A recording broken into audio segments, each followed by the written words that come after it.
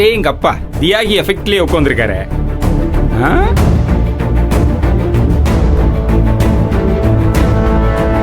அப்புறம் செல்வா, உன் முகத்துல ஒரு புது கான்பிடன்ஸே தெரியுதே.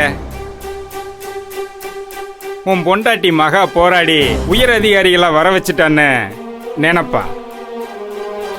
மகா என்னோட வைஃப்ன்றதே ஒரு கான்ஃபிடன்ஸ் தான். இல்லைன்னா நீங்க அடிக்க செய்யாத ஒரு தப்பை செஞ்சுதான் ஒத்துக்கிட்டு இருந்திருப்பேன். ஆனா வெளியில உன் மேல கொலைப்பழி விழுந்தது உன் பொண்டாட்டி மூலமா தானே எல்லாம் பேசிக்கிறாங்கப்பா.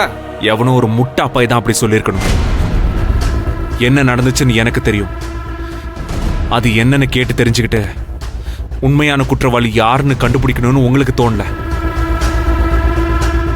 எவ்வளோ வெட்டித்தனமா சொல்றதெல்லாம் பொறுப்பா கேட்டுட்டு வந்து என்கிட்ட சொல்றீங்க. நீங்க உங்க டியூட்டியை ஒழுங்கா பாருங்க.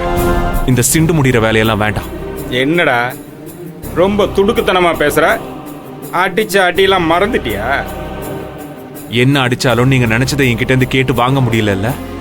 அதனாலலாம் இந்த கேஸ்ல இருந்து தப்பிச்சிடலான்னு கனவு மட்டும் காணாத.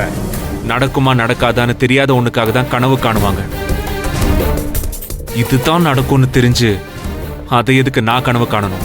செல்வம், நீ கொலை பண்ணதை பார்த்த சாட்சி இருக்கு, அதை மறந்துடாத. பொய் சாட்சின்னு சொல்லுங்க சார். அதெல்லாம் பிரேக் பண்ணி என் வைஃப் மகா என்னை வெளியே கொண்டு வந்துருவா.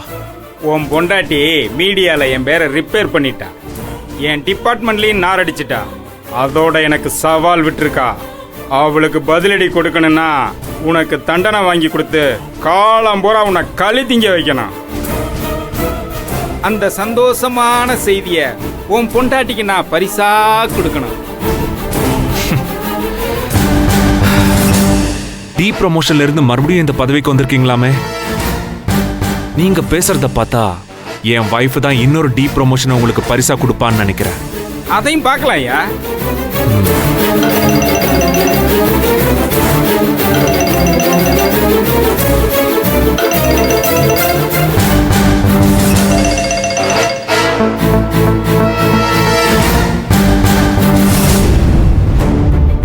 என் ஹஸ்பண்டை கொஞ்சம் பார்த்து பேசணும். உங்களை உள்ளே விடக்கூடாதுன்னு இன்ஸ்பெக்டர் சொல்லிட்டு போயிருக்காருமா.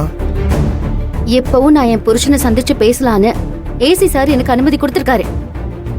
அவரை பார்க்க நீங்க அனுமதி கொடுக்கலனா நான் ஏசி சாருக்கு கால் பண்ணி பேச வேண்டியிருக்கும்.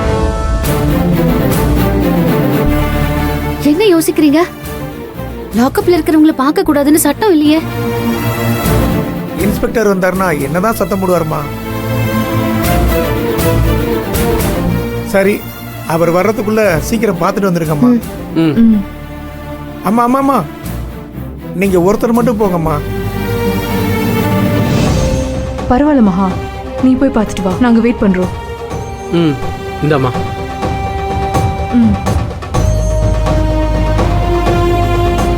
வாங்க.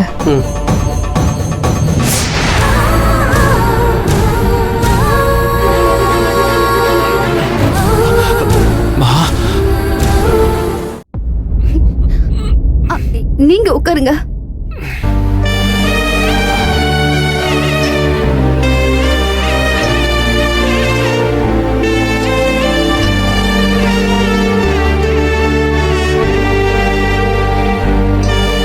இப்போ வலி எப்படி இருக்கு? பரவாயில்ல.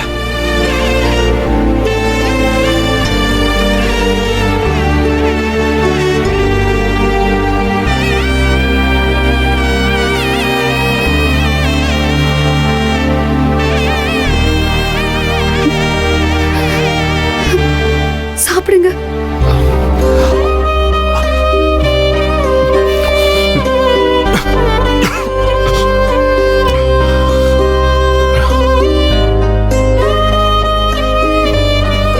ரொம்ப வலிக்குதா? பரவாயில்ல.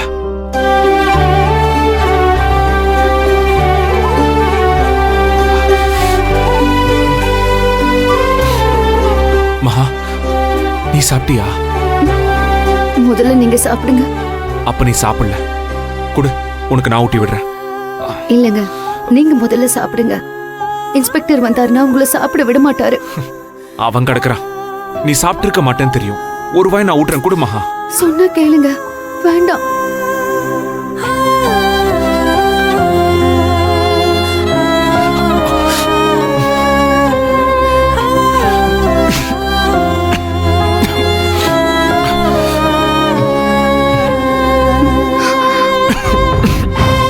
தண்ணி குடிங்க.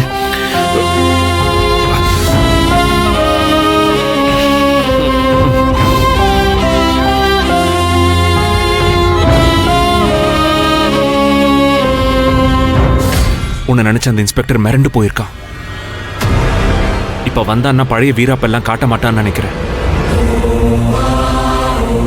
அந்த ஆளை பத்தி நம்மளுக்கு என்ன?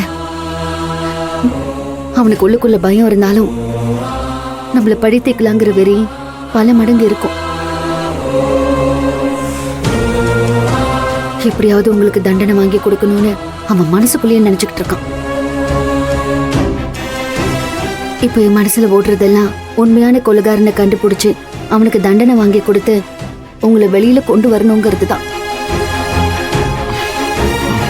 போதும் மகா. இன்னும் கொஞ்சம். அவர் எவ்வளவு சந்தோஷமா என் கூட வந்தாரு தெரியுமா? பாவிங்க, அவர் கொண்டுட்டானுங்க. அவரை கொண்டு அவனுக்கு தண்டனை வாங்கி கொடுத்தே ஆகணும் மகா. அப்புறம் நீ நேத்து மயானத்துக்கு போனியே, அங்க உன்னை பார்த்ததும் அஸ்வின் தாம் தோம்னு குதிச்சிருப்பானே. அங்க என்ன நடந்துச்சு தெரியுமா?